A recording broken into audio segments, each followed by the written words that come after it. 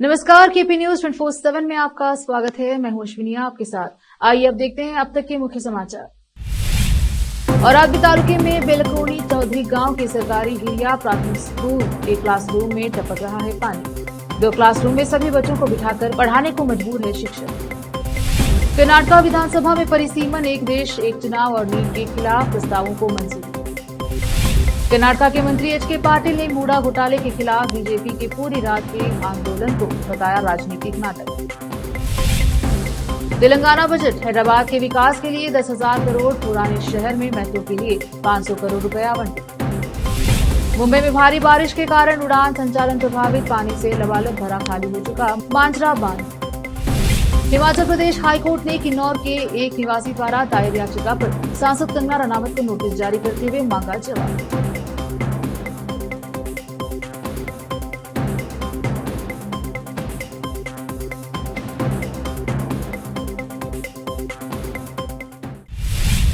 अब समाचार विस्तार से।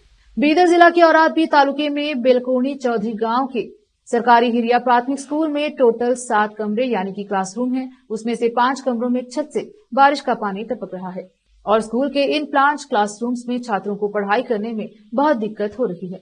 क्लासरूम्स में पानी टपकने से फर्श पूरा गीला हो रहा है, जिससे यहां बैठकर पढ़ाई करने में परेशानी हो रही है और सरकारी प्रशासन लापरवाही कर रहा है। स्कूल प्रशासन बाकी के 2 क्लास रूम्स में ही सभी बच्चों को बिठाकर पढ़ा रहे हैं। गांव के स्कूल के एचडीएमसी अध्यक्ष और गांव के निवासियों और ग्राम पंचायत सदस्यों ने प्रशासन को मेमोरेंडम भी दिया था। प्रशासन इसके बावजूद भी इस समस्या को अनदेखा कर रहा है। कर्नाटक राज्य हज कमेटी के पूर्व सदस्य बेलकोनी चौधरी गांव के निवासी मोहम्मद नयूम और स्कूल के एसडीएमसी अध्यक्ष महेश चांबोले ने मीडिया से इस संबंध में बात की और इस समस्या के बारे में बताया। इस अवसर पर राजकुमार और पीकेपीएस अध्यक्ष राजेंद्र सदुवाले और गांव के निवासी मनोज रेड्डी, परमेश्वर राजकुमार मित्रे और गांव के अन्य निवासी उपस्थित रहे। और आज से केपी न्यूज के संवाददाता अलीम पाशा की रिपोर्ट। कर्नाटक विधानसभा ने गुरुवार को आगामी जनगणना के आधार पर लोकसभा और विधानसभा क्षेत्रों के परिसीमन एक देश एक चुनाव और राष्ट्रीय प्रवेश सह पात्रता परीक्षा नीट के खिलाफ प्रस्तावों को मंजूरी दी। एक प्रस्ताव में विधानसभा ने मांग की कि केंद्र सरकार को 2026 की जनगणना या उसके बाद होने वाली जनगणना के आधार पर निर्वाचन क्षेत्रों का परिसीमन नहीं करना चाहिए। जनसंख्या के आधार पर सीटों की संख्या में इजाफे की स्थिति में उसे किसी राज्य में लोकसभा सीटों और वहां के विधानसभा क्षेत्रों की संख्या तय करने के लिए 1971 की जनगणना को ध्यान में रखना चाहिए। दूसरे प्रस्ताव में कहा गया कि ये देश एक चुनाव का प्रस्ताव भारत की लोकतांत्रिक और संघीय व्यवस्था के लिए खतरा है। इसमें आगे कहा गया कि विभिन्न राज्य विधानसभाओं की कंपनी अपनी शर्तें होती हैं और एक समान चुनाव कार्यक्रम राष्ट्रीय मुद्दों पर बहुत अधिक फोकस करके और स्थानीय चिंताओं की उपेक्षा करके राज्यों की स्वायत्तता को कमजोर कर सकता है। पर्याप्त सुरक्षा सुनिश्चित करना, चुनाव कर्मचारियों का प्रबंधन, मतदाताओं के बीच निराशा, कम सरकारी जवाबदेही और आर्थिक व सामाजिक बाधाएं एक साथ चुनाव कराने से जुड़ी गंभीर चिंताएं हैं। राज्य के कानून एवं संसदीय कार्य मंत्री एच.के. पाटिल की ओर से पेश किए गए प्रस्ताव में कहा गया, यह सदन केंद्र सरकार से आग्रह करता है कि वह भारत की लोकतांत्रिक प्रक्रियाओं और एकता की रक्षा के लिए इस कड़े कानून को लागू न करे।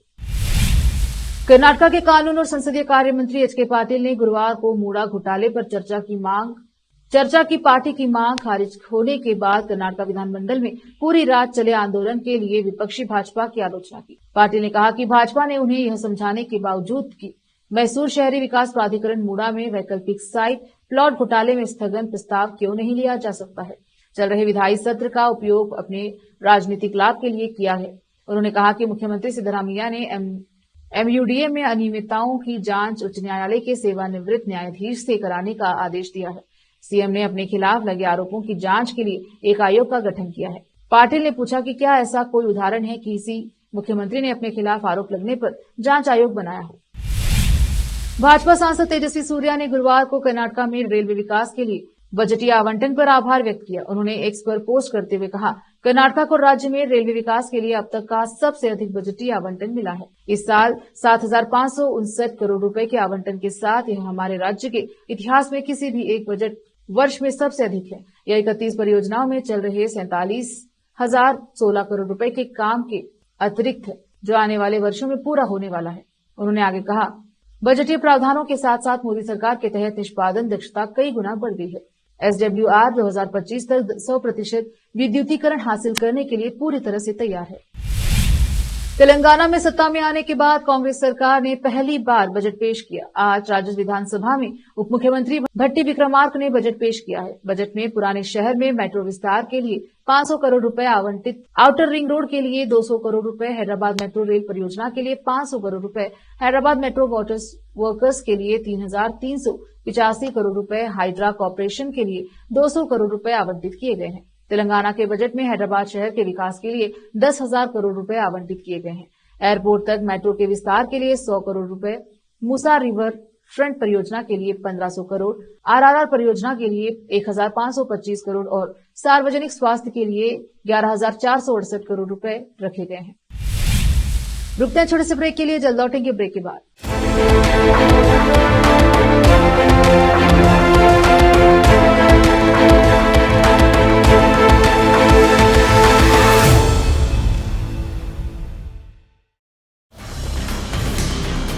हिंदुस्तान के हर कोने में हम हैं मौजूद। 24 घंटे हालात पर गहरी नजर, खबरों से जुड़े चुपते सवालात और आपको दिखाता है धार्मिक, सामाजिक, राजनीतिक, लोकल और इंटरनेशनल न्यूज की सबसे बेहतर कवरेज, जो आपको रखती है हर पल बाखबर। देश और दुनिया भर की खबर के लिए देखते रहें KP news 24/7। Noor education trust Bidar की ओर से चलाए जाने वाला Noor MEd and BEd college Bidar, recognised by NCTE Delhi and affiliated to Bidar University, Bidar. Admission are open for the academic year 2023-24. विशेषज्ञ और सक्षम शिक्षकों द्वारा शिक्षा प्राप्त करने के लिए नूर एमएड एंड बीएड कॉलेज में दाखिला लें और शांत वातावरण में शिक्षा प्राप्त करें। बीदर शहर में बेहतर शिक्षा का एकमात्र केंद्र Noor MEd and BEd college, Shahpur gate, Bidar. Phone numbers 9945283920, 8482221297।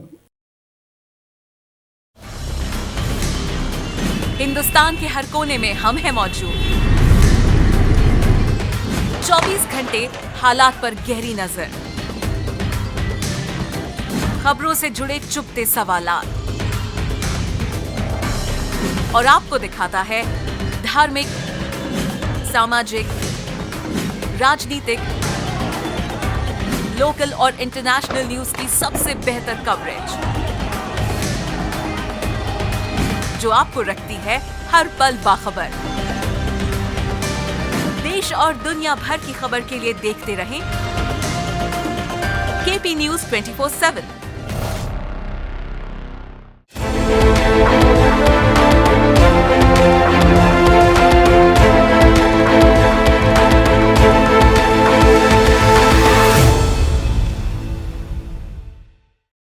Break के बाद स्वागत है आपका। देखते हैं समाचार। महाराष्ट्र में मुंबई और उसके उपनगर में भारी बारिश के कारण उड़ान संचालन प्रभावित हुआ है। मुंबई की मौजूदा स्थिति को देखते हुए एयर इंडिया ने बताया कि गुरुवार को यात्रा के लिए की गई बुकिंग के लिए वह यात्रियों को या तो पूरा रिफंड कर रहे हैं या फिर एक बार यात्रा की तारीख बदलने का विकल्प दे रहे हैं। एयरलाइन ने एक लिंक साझा कर सभी यात्रियों से एयरपोर्ट जाने से पहले उड़ान की स्थिति की जांच करने का आग्रह किया। एयरलाइन ने सोशल मीडिया प्लेटफॉर्म एक्स पर पोस्ट करते हुए कहा, भारी बारिश के कारण उड़ान संचालन प्रभावित हुआ है। इसके कारण हमारी कुछ उड़ानें रद्द की जा रही हैं। एयर इंडिया यात्रियों को पूरा रिफंड या एक बार यात्रा की तारीख बदलने का विकल्प दे रही है। एयरलाइन ने आगे कहा कि एयरपोर्ट जाने से पहले यात्रियों को उड़ान की स्थिति की जांच करनी चाहिए। अगले कुछ महीनों में महाराष्ट्र में विधानसभा के चुनाव होने हैं। सत्ता वापसी के लिए वर्तमान सरकार एड़ी चोटी का जोर भी लगा रही है, लेकिन इस जोर में एक कमजोर कड़ी भी सामने दिख रही है। दरअसल वर्तमान महाराष्ट्र की सरकार में अजित पवार की एनसीपी को लेकर कई तरह के सियासी संशय सामने आ रहे हैं। सियासी गलियारों में यहां तक कहा जा रहा है कि सीटों के बंटवारे को लेकर लगातार फंस रहे पेच पर संभव है अजित पवार की एनसीपी विधानसभा के चुनाव में अकेले ही मैदान में उतरे। हालांकि इन सभी सियासी संभावनाओं को दरकिनार करते हुए महाराष्ट्र के उप मुख्यमंत्री अजित पवार भारतीय जनता पार्टी के नेताओं से मुलाकात कर गठबंधन के तहत ही चुनाव लड़ने की पूरी तैयारी कर रहे हैं। 2 दिन पहले ही अजित पवार ने गृह मंत्री अमित शाह से दिल्ली में मुलाकात की। उसके बाद पार्टी की बैठक में शामिल होकर भाजपा नेता देवेंद्र फडणवीस से भी मुलाकात कर विधानसभा चुनाव में सियासी संभावनाओं पर चर्चा की। हिमाचल प्रदेश हाईकोर्ट ने किन्नौर के एक निवासी द्वारा दायर याचिका पर भारतीय जनता पार्टी की सांसद कंगना रनावत को नोटिस जारी करते हुए जवाब मांगा है। दरअसल एक याचिका में मंडी से सांसद कंगना के निर्वाचन को रद्द करने का अनुरोध करते हुए ये दलील दी गई है कि इस लोकसभा सीट से चुनाव लड़ने के लिए याचिकाकर्ता के नामांकन पत्र को कथित रूप से गलत तरीके से खारिज कर दिया गया था। नोटिस जारी करते हुए जस्टिस ज्योत्सना रेवाल रनौत को 21 अगस्त तक जवाब दाखिल करने का निर्देश दिया है। डीआरडीओ ने ओडिशा के बालासोर जिले में स्थित अब्दुल कलाम द्वीप से एक अलग तरह का मिसाइल परीक्षण सफलतापूर्वक संपन्न किया। इस अभियान में 2 अलग अलग मिसाइलों को लॉन्च किया गया है, जो अपनी तरह का कुछ अलग परीक्षण था, क्योंकि डीआरडीओ ने जो किया वह किसी आयरन डोम से कम नहीं है। आयरन डोम एक इंटरसेप्टर तकनीक है जिसके जरिए मिसाइलों को हवा में मार दिया जाता है। भारत ने बुधवार को अपनी बैलिस्टिक मिसाइल रक्षा प्रणाली के दूसरे चरण का सफलतापूर्वक परीक्षण किया। इस दौरान 5000 किलोमीटर की दूरी तक मार करने वाली शत्रु मिसाइलों से बचाव की देश में ही विकसित क्षमताओं का प्रदर्शन किया गया। रक्षा मंत्रालय ने यह जानकारी दी। राष्ट्रपति भवन के दरबार हॉल अशोक हॉल का नाम बदल दिया गया है। अशोक हॉल का नाम बदलकर अशोक मंडप किया गया है। वहीं अब राष्ट्रपति भवन के दरबार हॉल को गणतंत्र मंडप के नाम से जाना जाएगा। आज राष्ट्रपति द्रौपदी मुर्मू के 2 वर्ष पूरे हुए हैं। इस मौके पर राष्ट्रपति भवन के हॉल के नाम बदल दिए गए हैं। नतीजतन अब राष्ट्रपति भवन के दरबार हॉल अशोक हॉल का नाम बदलकर क्रमशः गणतंत्र मंडप और अशोक मंडप कर दिया गया है। राष्ट्रपति भवन हॉल के नाम बदले जाने पर कांग्रेस नेता राहुल गांधी ने भी प्रतिक्रिया व्यक्त की है। राहुल गांधी ने कहा कि अशोक अच्छा नाम है। अशोक हॉल, जिसे अब अशोक मंडप के नाम से जाना जाएगा। राष्ट्रपति भवन की ऑफिशियली वेबसाइट के मुताबिक इसकी रोचक बात यह है कि कलात्मक रूप से निर्मित विशाल यह स्थान अब महत्वपूर्ण समारोही आयोजनों, विदेशों के मिशनों के प्रमुख के पहचान पत्र प्रस्तुत करने के लिए प्रयोग किया जाता है, जिसे पहले स्टेट बॉल रूम के लिए उपयोग में लाया जाता था। इस कमरे की छत और फर्श दोनों का ही अपना आकर्षण है, जबकि फर्श पूर्ण रूप से लकड़ी का बना हुआ है और इसकी सतह के नीचे स्प्रिंग लगे हुए हैं। अशोक हॉल की छत तैल पेंटिंग से सुसज्जित है। अब वक्त एक और छोटे से ब्रेक का, जल्द लौटेंगे ब्रेक के बाद।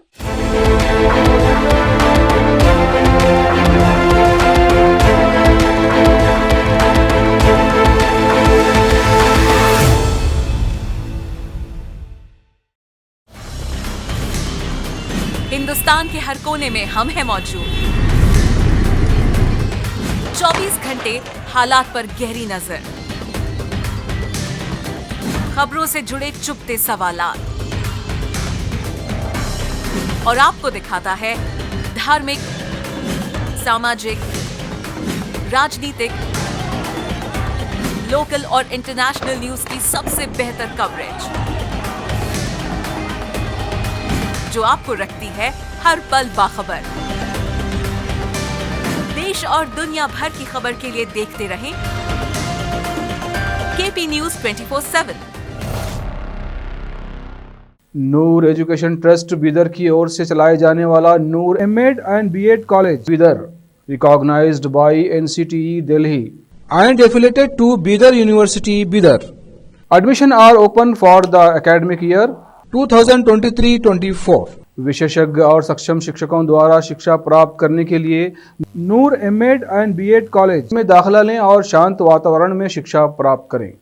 बीदर शहर में बेहतर शिक्षा का एकमात्र केंद्र Noor MEd and BEd college, Shahpur gate, Bidar. Phone numbers 9945283920, 8482221297। Hindustan के हर कोने में हम हैं मौजूद। 24 घंटे हालात पर गहरी नजर, खबरों से जुड़े चुपते सवालात और आपको दिखाता है धार्मिक, सामाजिक, राजनीतिक, लोकल और इंटरनेशनल न्यूज की सबसे बेहतर कवरेज, जो आपको रखती है हर पल बाखबर। देश और दुनिया भर की खबर के लिए देखते रहें केपी न्यूज 24/7।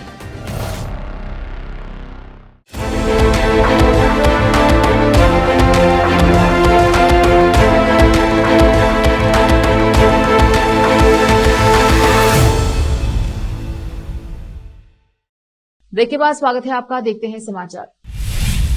राष्ट्रपति द्रौपदी मुर्मू गुरुवार को एक नए अंदाज में नजर आई। उन्होंने सुबह सुबह राष्ट्रपति भवन में मौजूद डॉक्टर राजेंद्र प्रसाद केंद्रीय विद्यालय पहुंचकर 9वीं कक्षा के बच्चों की क्लास ली। क्लास में पहुंचकर उन्होंने कहा कि मैं बहुत दिन से बच्चों से बात करना चाहती थी। मैं आप सबसे जानने और सीखने के लिए बहुत उत्साहित हूं। इसके बाद बच्चों से एक एक करके नाम, उनके पसंदीदा विषय के बारे में पूछा। कई बच्चों ने डॉक्टर और इंजीनियर बनने की इच्छा व्यक्त की। इस पर राष्ट्रपति ने खुशी जाहिर की। राष्ट्रपति मुर्मू ने बच्चों से क्लाइमेट चेंज और ग्लोबल वार्मिंग जैसे पर्यावरण के मुद्दों पर भी बात की। उन्होंने कहा कि हमें पढ़ाया गया है कि 6 मौसम होते हैं, लेकिन हमें फील सिर्फ 3 ही होते हैं। इसमें भी गर्मी ज्यादा समय तक फील करते हैं। इसका कारण ग्लोबल वार्मिंग है। उन्होंने जोर देकर कहा कि ग्लोबल वार्मिंग का असर सिर्फ मनुष्यों ही नहीं बल्कि जानवरों पर भी होता है। ग्लोबल वार्मिंग के लिए हमें क्या करना चाहिए, इसको लेकर भी राष्ट्रपति ने बच्चों से बातचीत की और उनके विचार जाने। बच्चों ने क्लाइमेट चेंज रोकने के लिए सुझाव मांगे। इस दौरान उन्होंने कहा कि पेड़ हमारे पूर्वज हैं। इसके बाद बच्चों को एक कहानी भी सुनाई। राष्ट्रपति मुर्मू ने प्रधानमंत्री मोदी द्वारा शुरू की गई एक पेड़ मां के नाम पहल के बारे में भी बात की और छात्रों से अपने जन्मदिन पर एक पेड़ लगाने को कहा। उन्होंने कहा कि जिस तरह जन्मदिन पर केक काटते हैं, उसी तरह एक पेड़ भी लगाना चाहिए।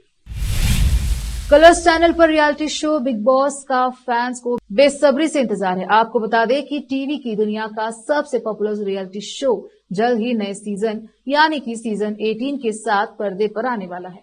कहा जा रहा है कि 5 अक्टूबर को एक बड़े इवेंट में बिग बॉस सीजन 18 का प्रीमियर हो सकता है। एक तरफ जहां बिग बॉस ओटीटी अपने फाइनल की तरफ बढ़ रहा है, वहीं टीवी बिग बॉस के नए सीजन को लाने की तैयारी हो चुकी है। इसके लिए मेकर्स ने घर में जाने वाले पहले कंटेस्टेंट का नाम तक फाइनल कर दिया है।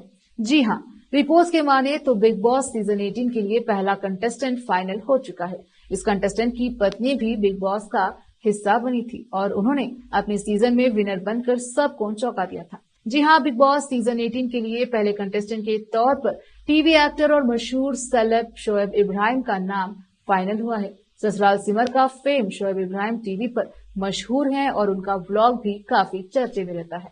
शोएब इब्राहिम की पत्नी और पूर्व TV actress Deepika Kakkar big boss 12 में घर में दाखिल हुई थी और अपनी शानदार स्ट्रैटेजी के चलते उन्होंने उस सीजन में विनर बनकर सबको हिला डाला था। आखिर में फिर एक बार देखते हैं मुख्य समाचार। औरादबी तालुके में बेलकोनी चौधरी गांव के सरकारी हिरिया प्राथमिक स्कूल के क्लासरूम में टपक रहा है पानी। 2 क्लासरूम में सभी बच्चों को बिठाकर पढ़ाने को मजबूर है शिक्षक। कर्नाटक विधानसभा में परिसीमन एक देश एक चुनाव और नीट के खिलाफ प्रस्तावों को मंजूरी।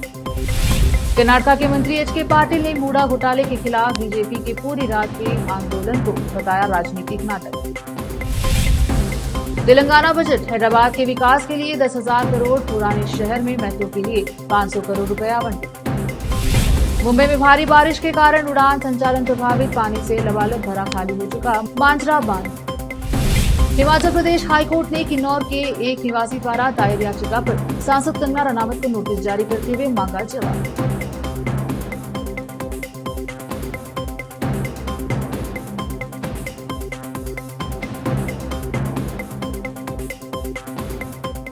केपी न्यूज के बुलेटिन में अब तक के लिए इतना ही। देश प्रदेश के समाचारों के लिए देखते रहिए केपी न्यूज 24/7।